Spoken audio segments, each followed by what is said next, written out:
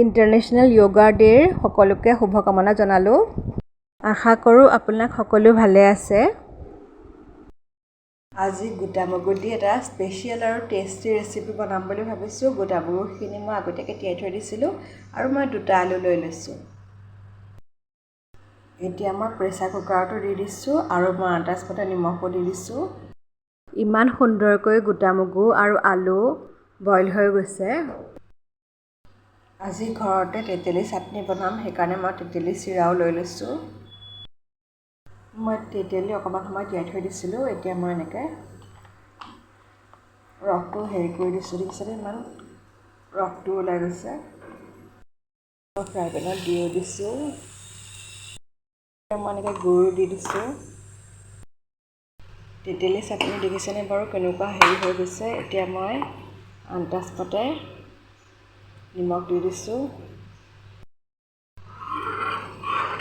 অলপ এনেকৈ লৰাই ঘন কৰি দিছোঁ।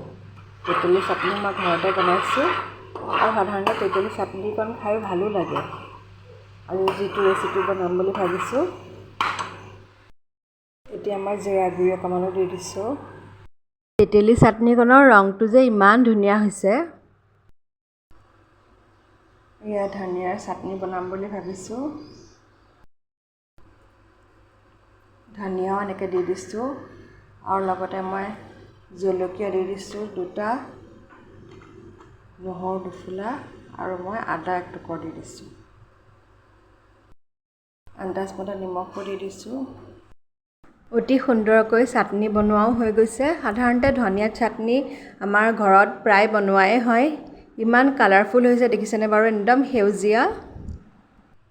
আপোনালোকে বাৰু আগতীয়াকৈ এই ৰেচিপিটো ট্ৰাই কৰি চাইছেনে বাৰু? খাই বিৰাটেই ভাল লাগে। যদি ট্ৰাই কৰি চোৱা নাই, প্লিজ ট্ৰাই কৰি চাব। আৰু আপোনালোকে ইভিনিং স্নেক হিচাপেও খাব পাৰে, নহ'লে লাঞ্চতো খাব পাৰে। যিহেতু মই মগু দাইল দিছোঁ, আপোনালোকে লাঞ্চতো খাব পাৰে, নহ'লে গেষ্ট আহিলেও দিব পাৰে। বিৰাটেই এটা হেল্ডি ৰেচিপি আপোনালোকৰ লগত, সেইকাৰণে আজি মই শ্বেয়াৰ কৰিলোঁ। লগতে মই আজি দৈও লৈ লৈছোঁ, জলকীয়া, মিহি কটা পিঁয়াজ, তেতেলী চাটনি, ধনিয়া চাটনি, লগতে মই মগু দাইল আৰু আলু আগতীয়াকৈ মই বইল কৰি থৈ দিছিলোঁ। চাট মছলা লাগিবই, যিহেতু চাট বনাম বুলি ভাবিছোঁ। লগতে মই জিৰা গুড়ি অকণমানো লৈ লৈছোঁ। এতিয়া মই সুন্দৰকৈ সানিব পৰাকৈ এটা বাউল লৈ লৈছোঁ আৰু মই মগু দাইল, আলু একেলগে লৈ লৈছোঁ। নিমখো দি দিছোঁ, আন্দাজমতে নিমখ দিব লাগিব।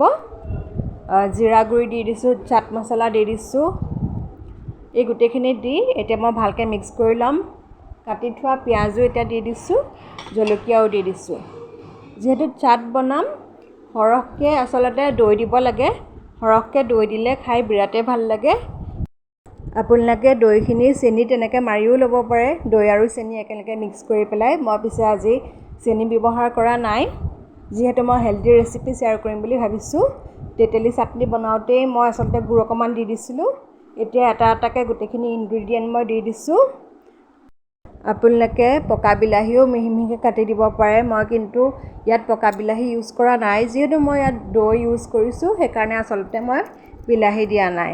এতিয়া মই এটা এটাকৈ ইনগ্ৰিডিয়েণ্টছ দি পেলাই ধুনীয়াকৈ সানিও আছোঁ। ওপৰত মই দৈ অকণমান দি দিছোঁ, লগতে চাট মছলা, জিৰা গুড়ি, ধনিয়া চাটনি আৰু ইমলি চাটনিও দি দিছোঁ। আপোনালোকে পুদিনা চাটনিও বনাব পাৰে, যিহেতু পুদিনাটো হেল্থৰ কাৰণে বিৰাটেই ভাল আৰু ধনিয়াটোতো হাৰ্টৰ কাৰণে বহুতেই ভাল। আজিনো ৰেচিপিটোনো আপোনালোকক কেনেকুৱা লাগিলে কমেণ্টত জনাবলৈ নাপাহৰিব।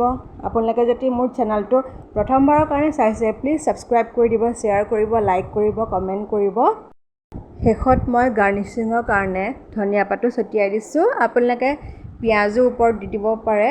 সাধাৰণতে ধনিয়া পাত ছটিয়ালে দেখিবলৈও ভাল লাগে। আজিৰ কাৰণে আহিছোঁ, বাই বাই।